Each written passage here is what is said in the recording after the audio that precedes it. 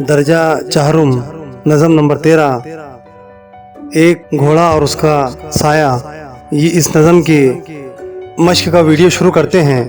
تو پیارے بچوں، ہمارے چند مراحل ہے، اس مشق کے چند مراحل ہے۔ ان مراحل میں پہلا مرحلہ ہے اس نظم کے الفاظ اور معنی، جس میں پہلا لفظ ہے عیب دار۔ عیب دار جس کے معنی ہوتے ہیں خرابی والا، خرابی والا۔ اسی طرح ہمارا دوسرا لفظ ہے بدکنا۔ بدکنا، بدکنا اس لفظ کے معنی ہوتے ہیں ڈرنا۔ اسی طرح انہوئی۔ انہوئی اس لفظ کے معنی ہوتے ہیں جو نہ ہوئی ہو، جو نہ ہوئی ہو اسے انہوئی کہتے ہیں۔ اسی طرح وہمی۔ وہمی کا مطلب ہوتا ہے وہم کرنے والا، یہاں مراد ڈرنے والا۔ اسی طرح ہمارے اس مرحلے کا اگلا لفظ ہے مزاج پوچھنا۔ مزاج پوچھنا جس کے معنی ہوتے ہیں حالت پوچھنا۔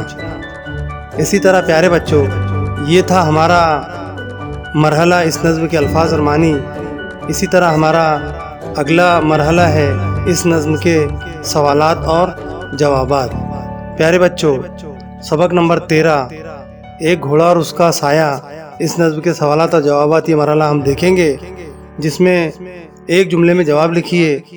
یہ ہے ایک جملے میں جواب لکھیے جس کا پہلا سوال ہے گھوڑے میں کیا عیب تھا؟ گھوڑے میں کیا عیب تھا؟ جس کا جواب ہے گھوڑا اپنے ہی سائے سے بار بار بدکتا تھا۔ گھوڑے میں یہ عیب تھا۔ اسی طرح پیارے بچوں، اس مرحلے کا دوسرا سوال ہے آدمی نے گھوڑے کو نادان اور ڈرپوک کیوں کہا؟ آدمی نے گھوڑے کو نادان اور ڈرپوک کیوں کہا؟ جس کا جواب ہے خود کے سائے سے ڈر کی وجہ سے ڈرپوک کہا۔ خود کے سائے سے ڈر کی وجہ سے ڈرپوک کہا۔ اسی طرح پیارے بچوں، تیسرا سوال ہے گھوڑے نے آدمی کے لیے کون سا لفظ استعمال کیا؟ گھوڑے نے آدمی کے لیے کون سا لفظ استعمال کیا؟ جس کا جواب ہے گھوڑے نے آدمی کے لیے جناب لفظ استعمال کیا۔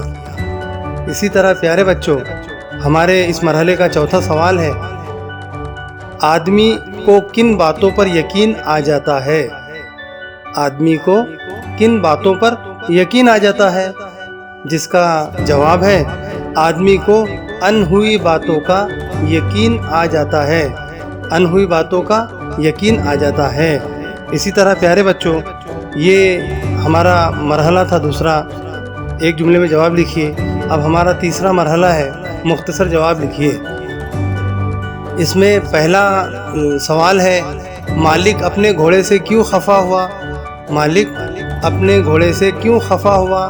جس کا جواب ہے گھوڑا عیب دار تھا، وہ اپنے ہی سائے سے بار بار بتک رہا تھا، اس لیے مالک اپنے گھوڑے سے خفا تھا۔ جواب غور سے سنیے، گھوڑا عیب دار تھا، وہ اپنے ہی سائے سے بار بار بدک رہا تھا، اس لیے مالک اپنے گھوڑے سے خفا تھا۔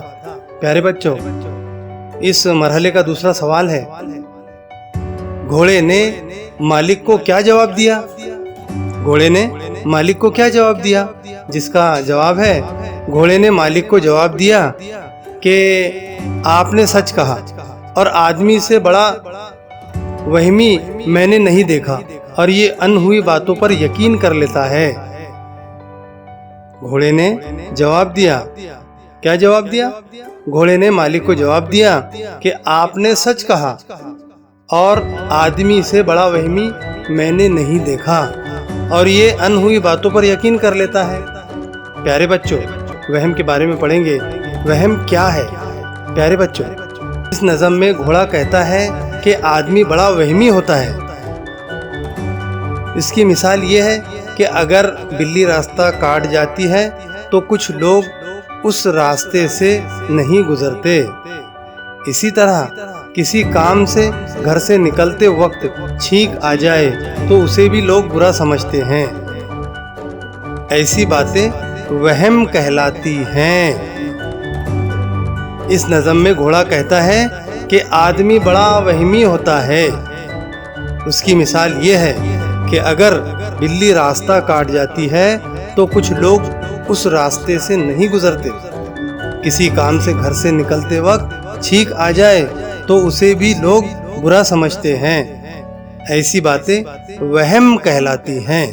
شکریہ۔